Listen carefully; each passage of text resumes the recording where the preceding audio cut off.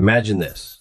You are living in a community where everyone calls each other family. You feel accepted. You feel understood. You are told that you matter. And there is one person who always seems to know exactly what to say when you are at your lowest. He gives you a place to belong. He gives you a purpose. He tells you that the world outside does not understand people like you. And most importantly, he tells you, I understand you. So you trust him. Then one day, he tells you that the outside world is against you. You believe him. He tells you that your family does not understand you. You begin to doubt your family. He tells you that the media is lying. You stop listening to the media. He tells you that the government wants to destroy your community. You begin to fear the government. And eventually, he tells you, do not leave. And you stay. Not because there is a locked door, not because someone is standing over you with a weapon, but because, inside your mind, the world outside has become more frightening than the place you are standing in. Now imagine that this does not happen to one person. Imagine it happens to hundreds. Hundreds of people hearing the same voice. Hundreds of people seeing the same enemy. Hundreds of people being told that everyone outside their community is dangerous. And then, one day, that same man tells them there is no other way. The 18th of November, 1978. Deep inside the jungles of Guyana, there was a settlement called Jonestown. By the end of that day, more than 900 people would be dead. More than 300 of them were children. But this story does not really begin on that day. It begins years earlier. It begins with a man who understood how to make people trust him, how to turn loneliness into loyalty, how to turn loyalty into dependency, and how to turn dependency into power. His name was Jim Jones, and this is the story of how one man slowly entered the minds of an entire community. Jonestown, the day one man controlled more than 900 people. Imagine living in a place where you no longer know whether the thoughts inside your head are actually yours, or whether someone else planted them there years ago. A place where your leader does not merely decide where you live, he decides what you hear, what you say, who you meet, who you trust, and, most frightening of all, he can convince you that the outside world wants you dead. This is not a horror movie. This is Jonestown. On the 18th of November, 1978, inside a remote settlement in the Guyanese jungle, 909 people died. Including the deaths connected to the same day elsewhere in Guyana, the total reached 918. More than 300 were children. But if we describe Jonestown simply as a mass suicide, we miss the most disturbing part of the story. Because the real question is not, why did more than 900 people die? The real question is, how does one man convince hundreds of human beings that they have no other choice? And the answer begins years before that final day. Part 1. The man who wanted to be believed. Jim Jones was born in 1931 in Indiana.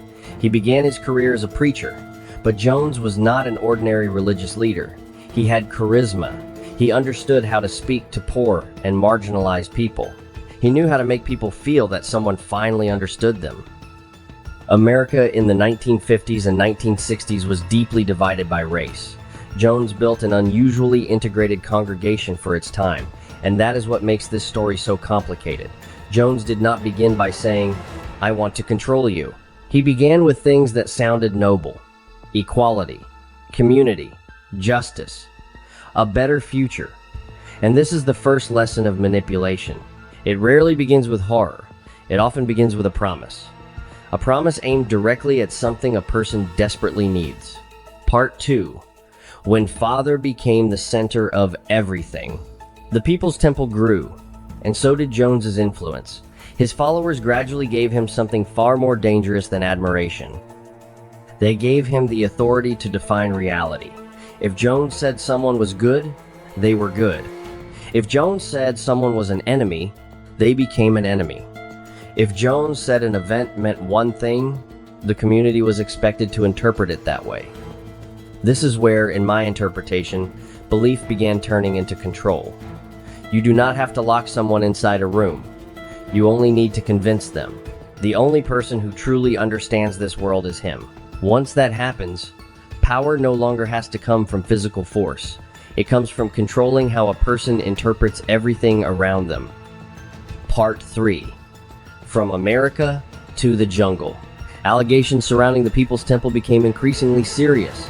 Former members described financial control, punishment, and intense pressure to obey Jones. The press began asking questions. Investigations followed, and Jones made a crucial decision. He moved his community away from the environment where his followers still had many alternatives.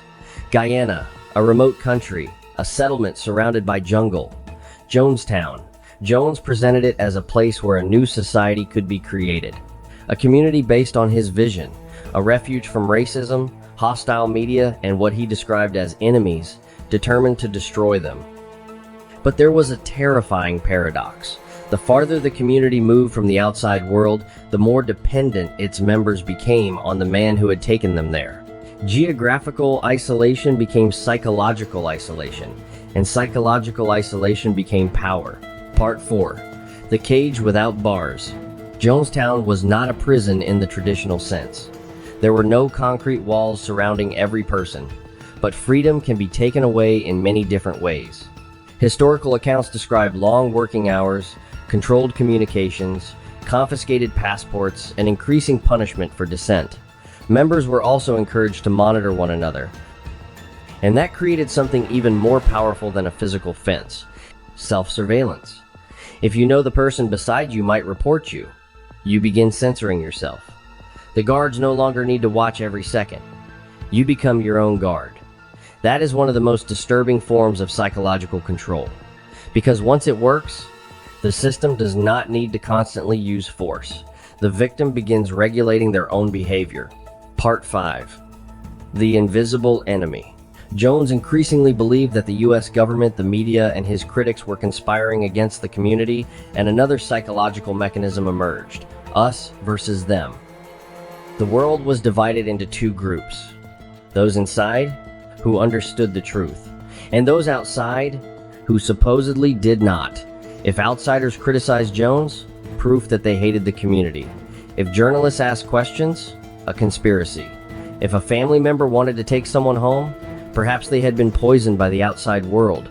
This creates a terrifying trap, because the more outsiders warn you, the more you may interpret those warnings as proof that your leader was right. That is the paradox of a closed system. Evidence against it can be transformed into evidence supporting it. Part 6. Rehearsing for the end. One of the most disturbing elements of Jonestown was the use of white nights, crisis exercises in which followers were exposed to scenarios involving collective death. Historical accounts indicate that these rehearsals helped reinforce Jones's narrative that the community was under threat and that death could become an ultimate act of loyalty.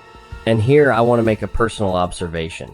I do not think these rehearsals were simply rehearsals. From a behavioral perspective, repeated exposure can change how a person reacts to an idea. The first time you hear something extreme, you are shocked. The second time, you are less shocked. Eventually, the idea becomes familiar. And familiarity matters. People are not persuaded only by arguments. Sometimes they are shaped by hearing the same message repeatedly inside the same controlled environment. Part 7. Someone finally knocks on the door. By 1978, allegations surrounding Jonestown had attracted increasing attention. Relatives feared that some members were being held against their will. U.S. Congressman Leo Ryan decided to investigate. On November 17, Ryan and his delegation arrived at Jonestown, and strangely enough, they did not immediately see hell. They saw a community prepared to welcome them. There was food, there was entertainment, there were smiles, there were speeches about how happy everyone was. But underneath the performance, something else was happening. Some residents secretly communicated that they wanted to leave. Ryan began to understand that something was seriously wrong, and Jones understood it too. The wall was cracking. Part 8. When someone wants to leave, this may be the most important psychological moment in the entire story. Imagine someone who has spent years inside a community, someone who has surrendered property, distance from family, personal independence, trust, identity. Now, someone arrives and says, "You can leave." That is not simply an invitation. It is a psychological crisis. Because if the outsider is right, then your entire life may have been built on a lie. Human beings struggle to accept that. Sometimes we defend an old belief, not because it is true, but because admitting that it was false would be psychologically devastating. This, in my interpretation, is one of the reasons authoritarian systems can become so difficult to escape. The cost of leaving is not always physical. Sometimes the cost is admitting, I was wrong. Part 9. Port Kaituma. November 18. Ryan and his delegation prepared to leave Jonestown. Some residents wanted to leave with them. At Port Kaituma airstrip, armed men associated with the temple arrived. They opened fire on the delegation. Leo, Ryan, and 4 others were killed, while several people were wounded. And at that moment, the story crossed a line. Jones had turned a psychological crisis into real violence. But something even darker was still coming. Part 10. There is no other way. Back at Jonestown, Jones gathered the community. He told them that the outside world was coming, that soldiers would arrive, that they would be punished, that there was no future left for them. These statements matter, because Jones was not merely telling people what to do, he was trying to define the situation itself. If you believe, we are about to be destroyed, your choices change. But if you believe, we can still leave, your choices are completely different. Manipulation begins by controlling how a victim sees their available choices. Part 11. The final hours. Hundreds gathered in the central area of Jonestown. Some objected, some panicked, some resisted. But the system Jones had built over years was already there. Authority, fear, group pressure, isolation, religious belief, dependency, and loyal enforcers. By the end of that day, 909 people had died at Jonestown. More than 300 were children. Including deaths elsewhere in Guyana connected to the same events, 918 people died that day. I am not going to describe the deaths graphically, because the horror of Jonestown does not come from what dead bodies looked like. It comes from another question.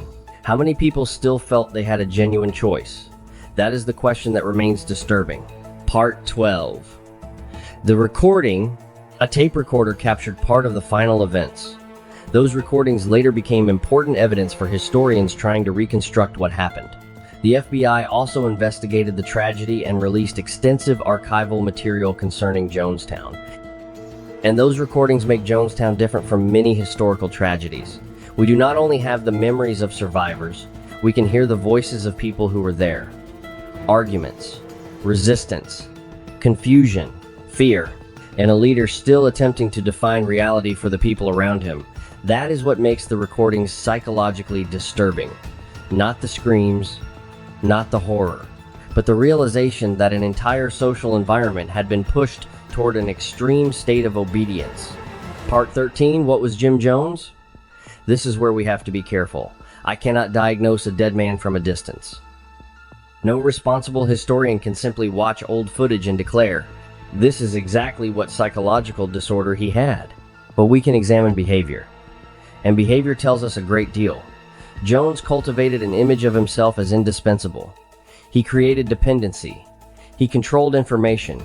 He encouraged distrust of outsiders. He punished dissent. He isolated his community. And when his authority was finally threatened, he pushed the community toward an irreversible catastrophe. This was not some supernatural ability to control minds. It was a combination of social pressure, fear, isolation, authority, dependency, and repeated conditioning. And that is precisely why it is frightening. Because it means the mechanism was human. Part 14. The most terrifying lesson. There is a question people often ask about Jonestown. How could they be so stupid? I think that is the wrong question. Calling the victim stupid makes us feel safe. It creates distance. They were different from us. But human beings are influenced by authority, by groups, by isolation, by fear, by dependency, by the need to belong. Jonestown is frightening not simply because a disturbed man stood in the jungle. It is frightening because a social system was built over years, until the voice of one man could become more powerful than the evidence of reality itself. Ending. Today, Jonestown is often reduced to a number. 918. But 918 is not just a number. It represents 918 human lives, 918 stories, 918 families, and more than 300 children. If we focus only on the deaths, we miss the story. Because Jonestown did not begin on the 18th of November 1978. It began years earlier, with promises, with loyalty, with isolation, with repeated fear, with the gradual destruction of independent judgment, until one day, the words of one man became more powerful than the voices inside hundreds of other human beings. And perhaps that is the most frightening definition of manipulation. It is not making you do something you hate. It is gradually making you forget which thoughts were yours in the first place. This was Jonestown, and this is only the beginning.